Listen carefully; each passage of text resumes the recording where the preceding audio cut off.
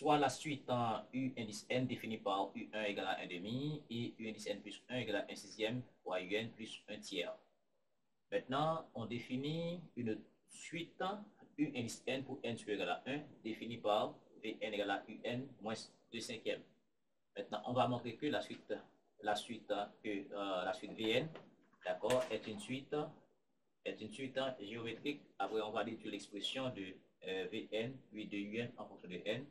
Après, on va calculer les sommes suivantes et par la suite, on va déterminer la limite de Sn à travers l'infini. Eh bien, en 1, on va montrons que, maintenant, c'était un examen de bac et session extraordinaire août 2018. Montrons que la suite Vn définie pour n supérieur égal à 1 est une suite géométrique. Eh bien, V indice n pour n supérieur égal à 1 est une suite géométrique si pour n supérieur égal à 1, d'accord, on a un Q élément de R tel que U indice R. Alors, bien entendu, c'est quelle suite? C'est la suite Vn. On a V indice n plus 1. Le thème suivant est égal, d'accord, à Q par le thème précédent, par V indice n. D'accord, par V indice n. C'est comme si là, je dis 2, 4, 8, 16, par exemple. Et le thème suivant, qui est 4, s'obtient en multipliant 2 par 2, et 2, le premier thème par 2. 8 s'obtient en multipliant 4 par 2. 16 s'obtient en multipliant 4, 8 par 2. Donc, ça veut dire ça forme une suite géométrique parce qu'on veut passer d'un terme à un autre en multipliant ou bien en divisant par un terme constant. Si c'était une suite arithmétique, on ferait tout simplement une soustraction ou bien une addition. D'accord? Et bien maintenant, il faut trouver ce Q-là. D'accord? Eh bien, il faut déterminer Vn plus 1. Donc, V indice n plus 1. L'expression de Vn, c'est là. Donc, ça va faire U indice n plus 1 moins 2 cinquièmes. Donc, ça va faire U indice n plus 1. C'est ça qu'on a là. Ça va faire 1 sixième Un plus 1 tiers. Et puis, moins 2 cinquièmes. Donc, V indice n plus 1, ça fait ici 1 sixième fois Un. 1 tiers moins 2 cinquièmes, ça va faire 5. Moins 6, ça va faire moins 1 quinzième. Par 2 nos communs. Et ça va faire 30 ici. 30 divisé par 6, ça va faire 5. Ça va faire 5 fois Un. 30 divisé par 15, ça va faire 2. Moins 2. Maintenant, rappelez-vous que je dois avoir Vn plus 1 égale à Q, un nombre réel par fois Vn. Je dois avoir Vn ici dans cette expression. Mais Vn, c'est quoi? C'est U indice n moins 2 cinquièmes. Donc, ça va faire V indice n plus 1. Maintenant, si vous voulez, je peux factoriser par 5 ici. D'accord? Pourquoi? Pour faire apparaître un 2 cinquièmes. Si je factorise par 5, je vais avoir un 2 cinquièmes ici. Donc, ça va faire 5 fois U indice n moins 2 cinquièmes. Et le tout sur 30. Vous êtes d'accord? Vous êtes d'accord parce que ça fait 5 fois Un, c'est ça que j'ai là. Et 5 fois 2 cinquièmes, ça fait encore 2. C'est extrêmement important ici. Donc, ça va faire ici, en simplifiant par 5, je vais avoir V indice n plus 1 égale à 1 sixième fois U indice n moins 2 cinquièmes. Moins 2 cinquièmes. Voilà. Donc, V indice n plus 1 égale à Q, qui est ce terme-là, fois Vn, d'accord, qui est Un moins 2 cinquièmes. Donc, la suite Vn et pour n supérieur égal à 1 est une suite géométrique. Mais il est nécessaire de préciser de la raison et le premier terme. Des raisons Q, égale à 1 sixième et deux premiers termes. Et ce sera parce que ici, on a la suite Vn est définie pour n supérieur égal à 1. Donc, le premier terme doit être V1. Et le premier terme V1 égale, ici, ça va faire U indice 1 moins 2 cinquièmes. U1, on on a défini U1, c'était 1 demi, ça va faire 1 demi moins 2 cinquièmes. Donc, ça fait 5 fois 1, 5 moins 4, ça va faire ici V1 égale à 5 moins 4, ça va faire 1 dixième ici. D'accord? 2 fois 5, 10, ça fait 1 dixième. Donc, vous êtes libre de faire le combien vous voulez. Donc, c'était la première question. A, on a montré que Vn, la suite Vn est des suites géométriques, et on précise le premier terme et la raison. Maintenant, en B, on veut en déduire l'expression de Vn puis de Un en fonction de n. Eh bien, en B, déduisons Vn et Un, d'accord, en fonction de n.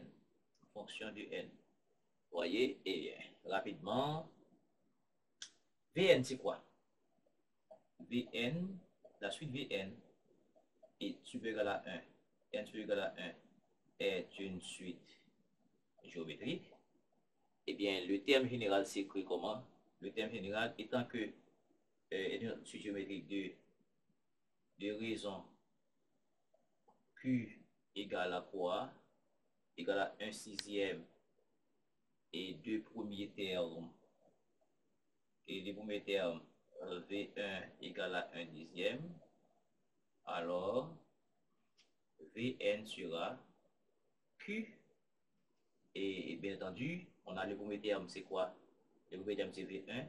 Et bien, Q par, c'est V1. V1 par Q exposant N-1. Très important. D'accord? Très important ça. Maintenant, si c'était V0 le premier terme, on écrirait tout simplement Vn égale à V0 par Q exposant N directement. OK? Bon, si vous voulez, je peux vous faire un exposé pour vous montrer comment effectivement on arrive à ces choses-là. Donc, dans ce cas ici, Vn égale, bon, je commence ça ici, bon, je commence ça ici, ok, donc Vn, V indice n, Q c'était un sixième, d'accord, alors V1 c'est un dixième, ça va faire un dixième par Q qui est égal à un sixième, et tout ceci exposant n moins 1. Voici Vn en fonction de n. D'accord? Et il nous faut Un. Et Vn égale à Un moins 2 cinquièmes. Donc si je vais Un en fonction de n, donc ça va faire Un indice n. Il suffit de transposer, ça va faire V indice n plus 2 cinquièmes. Donc cela veut dire que U indice n, ça va faire Vn. Vn, c'est ça que je viens de déterminer là. Ça va faire 1 dixième. D'accord? 1 dixième par 1 sixième exposant n moins 1. Et tout ceci plus 2 cinquièmes. Donc ça, c'est Un en fonction de n. Et dans la question C, on vous dit de calculer les sommes suivantes. D'accord? Calculons Sn égale à quoi? CV1 plus V2 plus des points de suspension plus V indice n. Eh bien, ce que nous devons savoir, c'est que la suite Vn est une suite géométrique. Donc, il nous faut déterminer là la somme des n premiers termes de géométrique. Parce qu'on commence à 1, de 1 à n, on a n termes. Si c'était V0 à n, on aurait n plus un terme. Eh bien, Sn, d'accord, est la somme des n premiers termes, d'accord, d'une suite géométrique. D'accord, d'une suite géométrique de raison Q et de raison Q égale à 1 sixième et V1 comme premier terme, c'est 1 dixième. Et bien là, on va tout simplement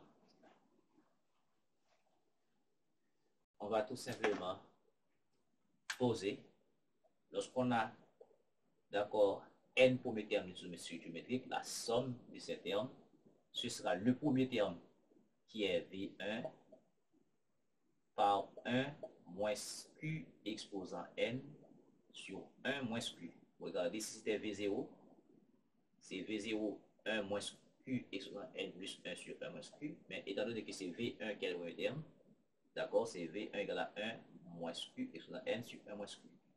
Donc ça fait V1, c'est 1 dixième, d'accord, par ici 1 moins Q. Q c'est 1 sixième, d'accord, exposant N, le tout sur 1 moins 1 sixième. Voilà Sn. Ok, ça fait ici 1 moins 1 sixième, 6 fois 1, 6, moins 1, ça va faire 5 sixièmes. Donc ça va faire 6 sur 50. Oui, regardez, j'ai 1, 6, 1 dixième, d'accord, divisé par 6 fois 1, 5, 6 moins 1, ça va faire 5 sixièmes. Donc ça fait 1 dixième multiplié par 6 sur 5. Voilà. Donc, si vous voulez, je peux simplifier, ça va faire 3 25e. 3 25e. OK. 3 25e par 3 25e par 1 moins 1 sixième. D'accord? Exposant n. Voici donc la somme, d'accord, des n premiers termes de la suite géométrique de raison Q égale à 1 sixième et de premier terme égale à 1 dixième. Et finalement, il nous faut aussi la somme S' N.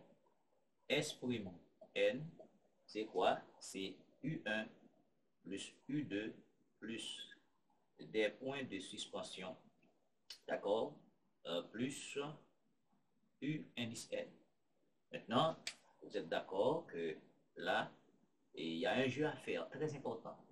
Et cette dernière question compte sur beaucoup plus de points que les autres.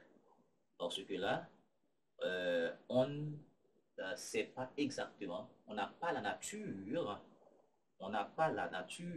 de la suite UN, mais on a la nature de la suite VN. Étant donné qu'il y a une relation entre la suite en VN et la suite UN, c'est très important, eh bien, on va exprimer, je dirais, U1, d'accord, UN en fonction de VN, parce qu'on a là U1. Mais si vous voulez, et ici, on a, alors bien entendu, on a quoi? On a Vn égale à U indice L, d'accord? Alors bien entendu, j'avais déjà l'expression de UN en fonction de UN. Donc, voici UN. D'accord? Ça, c'était le terme général, mais ça va compliquer la situation. Je prends la différence. Ça va faire moins 2 et 5e. Donc, ça veut dire UN égale à Vn plus 2 cinquièmes.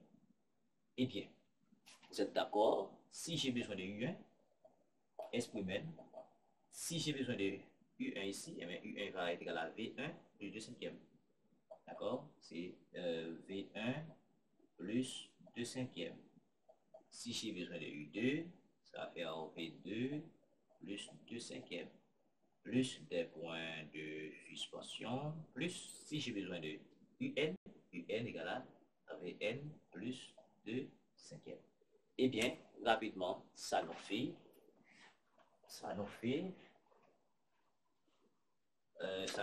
regardez, maintenant j'obtiens V1 plus V2 plus V3 plus Vn encore. Donc ça va faire S', donc ça va faire V1 plus V2 plus, d'accord, V1 plus V2 plus des points de suspension plus Vn, d'accord, plus maintenant 2 cinquièmes, plus 2 cinquièmes, plus des points de suspension, plus, d'accord, 2 cinquièmes encore, d'accord, S', mais V1 plus V2 plus Vn, de l'expression sur Vn, c'était tout simplement la somme que je viens de chercher, c'était ça. D'accord? C'était cette expression.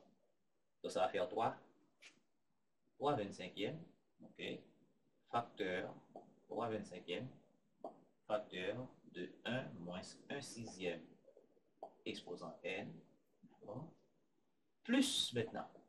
Regardez, on a 2 cinquièmes plus 2 cinquièmes plus des points d'expression. 2 cinquièmes, ça veut dire on a 2 cinquièmes qui est répété, d'accord, n fois, parce qu'on a V1, V2, et d'accord, ça fait n fois.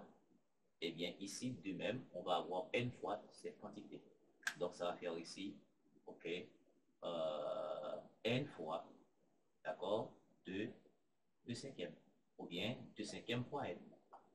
2 cinquièmes fois n. Voici donc l'expression de S pour n. Et bon, si on demande de trouver la limite, donc ici, si on veut la limite de Sn, donc vous êtes d'accord, en l'infini, la raison était inférieure à 1, la raison est inférieure à 1, donc ça fait l'infini. Cette limite tend vers est égale à 3 cinquièmes. Donc cette suite, si Sn, cette somme est convergente. Mais ici, ça fait 0 également, je vais rester 3 cinquièmes, mais ici avec ce n là, donc ça fait infini, donc la somme S humaine, d'accord, est divergente. Merci beaucoup de suivre.